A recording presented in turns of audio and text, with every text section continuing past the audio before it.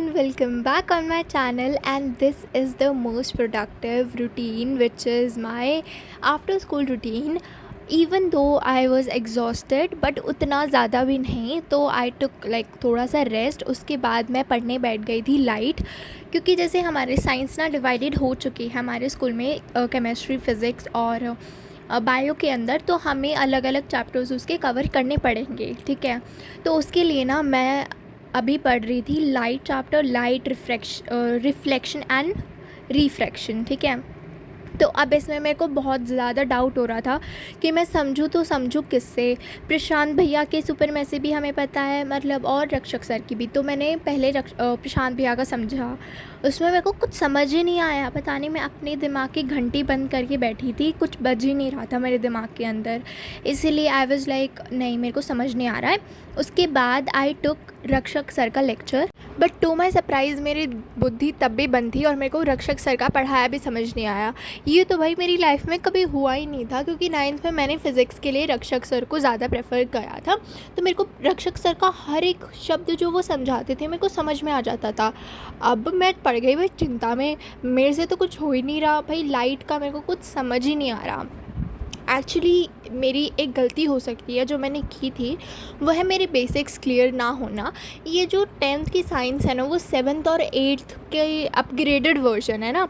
तो मैंने 7th और 8th में साइंस को सीरियसली नहीं लिया था. अब वो साइंस मेरी ले रहा है, ठीक है, बहुत गंदी वाली ले रहा है. स्पेशली फ़िज़िक्स मेरे को कुछ आता नहीं है घंटा. 9th में तो मैंने इम्प्रूव किया था, but 7th 8th was worse. My 7th 8th were worse. तो एक्चुअली मेरी बेसिक्स क्लियर नहीं है. इसकी वजह से मैं प्रशांत भैया का ना समझ पा रही हूँ और ना ही मैं समझ पा रही हूँ रक्षक सर का. इसके बाद मैंने अपना दिमाग के दौड़ाए घोड़े कि मेरे को देखना है कि मैं पढ़ूँ तो पढ़ूँ किससे. मेरे को तो किसी का समझ ही नहीं आ रहा है. Actually I was really exhausted. मेरा दिमाग बंद हो रखा था उस टाइम पे. सो आई टुक काम बाथ, और उसके बाद मैं चली गई शॉपिंग पे, stationery shopping. And guys, I also bought these pastel highlighters. Let me show you. तो I really wanted pastel highlighters. Actually जो मेरे पुराने हाईलाइटर्स हैं ना, वो चलना बंद हो गए हैं. That's why I bought these new highlighter of pastel flair. And let me show you how beautiful it works. Not promoted.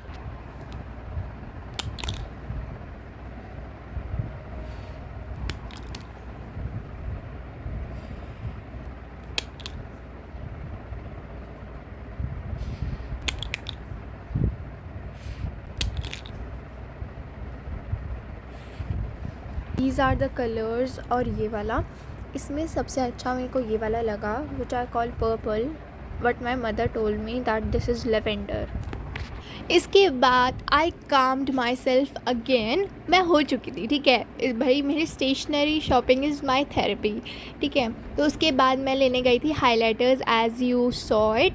तो उसके बाद मैंने सोचा कि लाइट में तो मेरे दिमाग की बत्ती चल नहीं रही है, तो एक काम करती हूँ, जो मैंने पढ़ा है वो पढ़ लेती हूँ ऑलरेडी. तो मैंने लाइफ प्रोसेसेस में न्यूट्रिशन कवर कर लिया अच्छे से, और रेस्पिरेशन कवर कर लिया. ट्रांसपोर्टेशन में मेरी बत्ती दोबारा गुल हो गई थी. तो अब मैंने क्या सोचा, न्यूट्रिशन और रेस्पिरेशन को दोबारा अच्छे से पढ़ लेती हूँ. फिर उसके बाद मैं अपने नए नए हाइलाइटर्स लेके बैठी, जिसमें से as I told my pastel is favourite, like purple, lavender, whatever, and pink लेके बैठी थी. And these are looking so authentic. I don't know what to say, पर मैं इनको लेके बैठी और मैं फिर लाइफ प्रोसेसेस में न्यूट्रिशन एंड रेस्पिरेशन वाला पढ़ रही थी. ज़्यादा नहीं हो पाया, मैं थोड़ा सा न्यूट्रिशन का किया, पूरा नहीं हो पाया मेरा, ठीक है. और मेरे से बहुत लोग पूछते हैं कि आप बायो कैसे पढ़ते हो. So this is how. These are living beings. What if the dog or the cow or the man were asleep? We would still think that they were alive. Read aloud, या फिर आप जैसे किसी को समझाते हो ना, वैसे बायो पढ़नी चाहिए. या फिर कोई भी सब्जेक्ट है जो थ्योरी बेस्ड हो, ठीक है, तो वो उसको ऐसे ही पढ़ना चाहिए जैसे मैं बोल बोल के पढ़ रही हूँ. और मैं दूसरों को समझाने की वे में इसको पढ़ रही थी. तो मेरी हर एक लाइन ना मेरे दिमाग में बहुत अच्छे से बैठ चुकी है, which is I am like really proud on that. अब बात करते हैं हम लाइट पे. अब लाइट का मैं क्या करूँगी. सो आई डिसाइडेड टू टेक अलग sir lecture. Finally at the and I will go with अलग सर का लाइट वाला चैप्टर, क्योंकि he has like mastery in physics. तो फिज़िक्स वाला ऑफ़ कोर्स भाई उनकी फ़िज़िक्स इतनी क्या है मैं बता नहीं सकती, तो ऑफ़ कोर्स उनका मेरे को समझ में आना चाहिए और मेरे को आया भी। जब मेरा न्यूट्रिशन वाला थोड़ा सा हो गया था ना, उसके बाद मैंने लाइट का लेक्चर दोबारा लगाया था अलग सर का, पर उसको मैंने कंप्लीट नहीं किया, मैंने बहुत थोड़ी देर देखा because as I told I was really exhausted और मेरे लिए लाइफ प्रोसेसेस करना वाज़ ऑल्सो एन हेडेक। तो इसलिए मैंने सोचा कि ज़्यादा काम मत ले, क्वालिटी पे फोकस कर रेदर देन क्वांटिटी, भाग मत। You have like we both have like many months to complete our syllabus, so it would be good if we do it slowly and quality wise, ठीक है। And मेरे को बहुत लोग बोलते हैं कि मैंने इतने सारे चैप्टर कर लिए, मेरे चैप्टर 7 हो गए, साइंस में वो हो गए। तो मैं आपसे यही कहना चाहती हूँ, अच्छी बात है आपने कर लिए, पर you should focus on quality rather than quantity, ठीक है। तो आज के दिन मैंने साइंस पे ही फोकस किया। मैथ्स में हमारा शुरू हो चुका है, मैं बता देती हूँ क्या क्या हुआ है।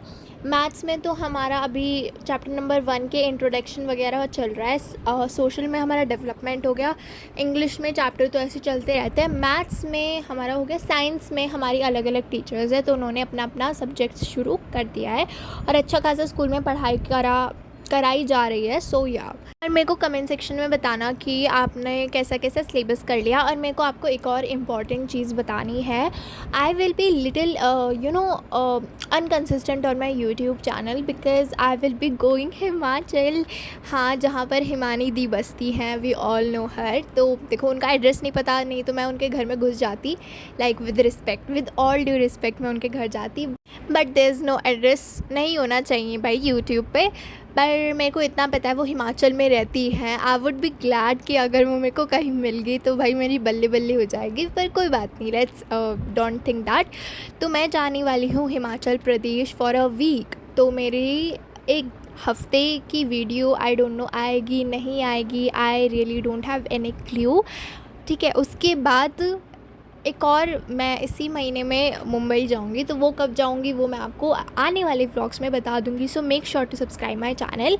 एंड मैं आपको बता देती हूँ मेरे एग्ज़ाम्स अप्रोच कर रहे हैं, उन्होंने मेरे घर पे नॉक कर दिया है, हमारे स्कूल वालों ने हम पे थोप दिया है कि हमारे 5 मई से पीरियोडिक टेस्ट शुरू हैं, जिनकी अब आप बताओ कि मैं वेकेशंस पे जाऊँ या मैं उन टेस्ट की प्रिपरेशन करूँ।